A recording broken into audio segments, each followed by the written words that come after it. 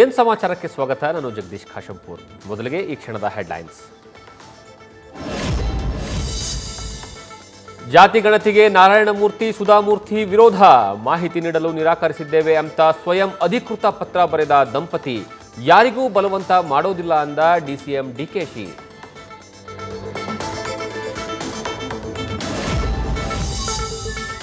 ಸಚಿವ ಪ್ರಿಯಾಂಕ ಖರ್ಗೆ ಬೆದರಿಕೆ ಪ್ರಕರಣ, ಕೆಪಿಸಿಸಿ ಮನೋಹರ್ ಕಡೆಯಿಂದ ದೂರು ದಾಖಲು, ಲಿಖಿತ ದೂರು ನೀಡಿದ ಮೇರೆಗೆ ಸದಾಶಿವನಗರ ಪೊಲೀಸರಿಂದ ಎಫ್ಐಆರ್ ದಾಖಲು.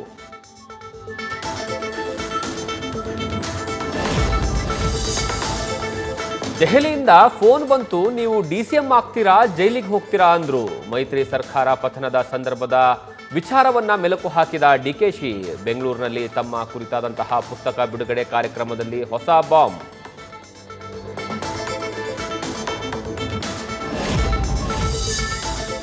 ಸಿಎಂ ಮತ್ತು ಡಿಸಿಎಂ ಮೇಲ್ ಐಡಿಗೆ ಬಂತು ಬಾಂಬ್ ಬೆದರಿಕೆ. ಸಿದ್ದರಾಮಯ್ಯ ಮತ್ತು ಡಿಕೆಶಿ ಮನೆಯಲ್ಲಿ ಬಾಂಬ್ ಇಟ್ಟಿದ್ದೇವೆಂದು ಬೆದರಿಕೆಯ ಸಂದೇಶ. ಬಾಂಬ್ ಸ್ಕ್ವಾಡ್ ಪರಿಶೀಲಿಸಿ ಹುಸಿ ಬಾಂಬ್ ಕರೆ ಅಂತ ದೂರು ದಾಖಲು.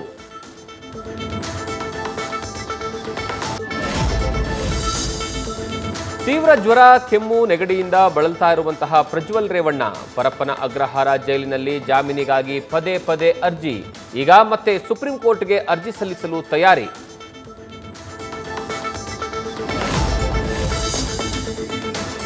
ಕಂಬಳವನ್ನ ರಾಜ್ಯದ ಯಾವ ಮೂಲೆಯಲ್ಲಾದರೂ ಮಾಡಬಹುದು, ಕರಾವಳಿಯ ಹೊರಗೆ ಆಯೋಜಿಸಬಾರದು ಅಂದ್ರೆ ಅದು ವಿಭಜಕ ಭಾವನೆ.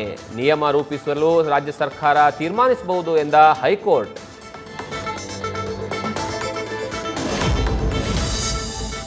ಪತ್ನಿಗೆ ಇಂಜೆಕ್ಷನ್ ಕೊಟ್ಟು ಕೊಂದ ಕಿಲ್ಲರ್ ಡಾಕ್ಟರ್ನ ಮತ್ತಷ್ಟು ಕರಾಳತೆ ಬಯಲು.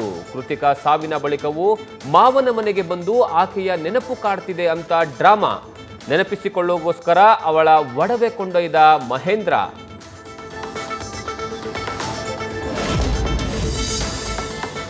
ಮಗಳೇ ಇಲ್ಲವಾದ ಮೇಲೆ ಆಕೆಗೆ ಮಾಡಿದ್ದ ಮನೆ ದಾನ ಮಾಡಿದ ತಂದೆ ಮುನಿರೆಡ್ಡಿ.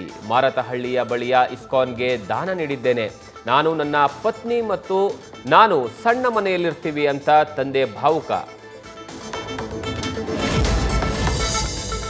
ಶೀಘ್ರದಲ್ಲೇ ಹಸೆಮಣೆ ಏರಲಿದ್ದಾರೆ ಡಿಂಪಲ್ ಕ್ವೀನ್. ಹುಬ್ಬಳ್ಳಿಯಲ್ಲಿ ಮದುವೆಯ ಗುಟ್ಟು ಬಿಟ್ಟುಕೊಟ್ಟ ನಟಿ ರಚಿತಾ ರಾಮ್. ಸದ್ಯದಲ್ಲೇ ಮದುವೆ ಆಗಿ ಫ್ಯಾನ್ಸ್ಗೆ ಸಿಹಿ ಸುದ್ದಿ ಕೊಡ್ತೇನೆ ಎಂದ ನಟಿ.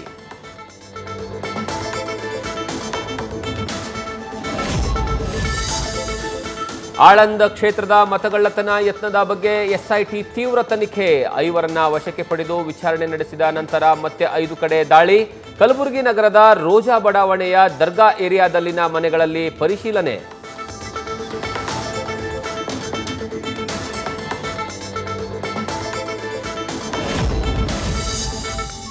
ಬಿಹಾರ ಚುನಾವಣೆ ಹಿನ್ನೆಲೆ ಜೆಡಿಯು ಮೊದಲ ಪಟ್ಟಿ ಬಿಡುಗಡೆ.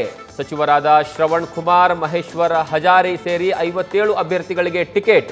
ಅಕ್ಟೋಬರ್ 16ರಿಂದ ಪ್ರಚಾರ ಆರಂಭಿಸಲಿರುವ ನಿತೀಶ್ ಕುಮಾರ್.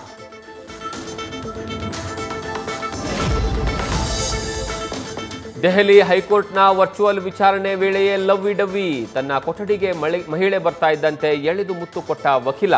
ಸಾಮಾಜಿಕ ಜಾಲತಾಣದಲ್ಲಿ ವಿಡಿಯೋ ವೈರಲ್ ಆಗಿದ್ದು ಮತ್ತು ಆಕ್ರೋಶ.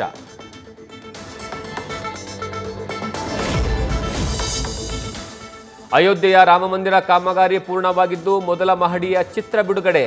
ನವೆಂಬರ್ 25ಕ್ಕೆ ಉದ್ಘಾಟನೆಯಾಗಲಿರುವ ಮಂದಿರ 140 ಕಂಬಗಳ ಕೆತ್ತನೆಯ ಜೊತೆಗೆ ರಾಮನ ಆಸ್ಥಾನ ವೈಭವ.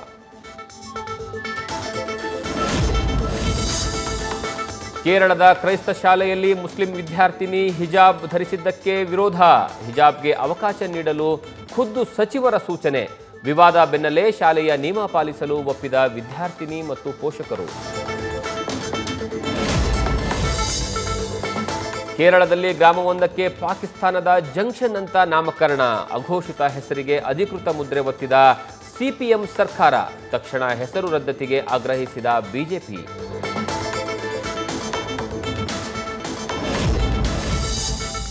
ಎರಡ್ 2030 ಕಾಮನ್ವೆಲ್ತ್ ಗೇಮ್ ಗುಜರಾತ್ನ ಅಹಮದಾಬಾದ್ನಲ್ಲಿ ಆಯೋಜನೆ. ಶತಮಾನೋತ್ಸವದ ಕ್ರೀಡಾಕೂಟ ಆಯೋಜಿಸಲು ಅಹಮದಾಬಾದ್ ಶಿಫಾರಸು. ಅಂತಿಮ ನಿರ್ಧಾರವು ನವೆಂಬರ್ 26ಕ್ಕೆ ಗ್ಲಾಸ್ಗೋದಲ್ಲಿ ಪ್ರಕಟ. ನ್ಯೂಸ್ ಫಸ್ಟ್, ನಿರ್ಭೀತಿಯಿಂದ ನಿಮ್ಮ ಪರವಾಗಿ.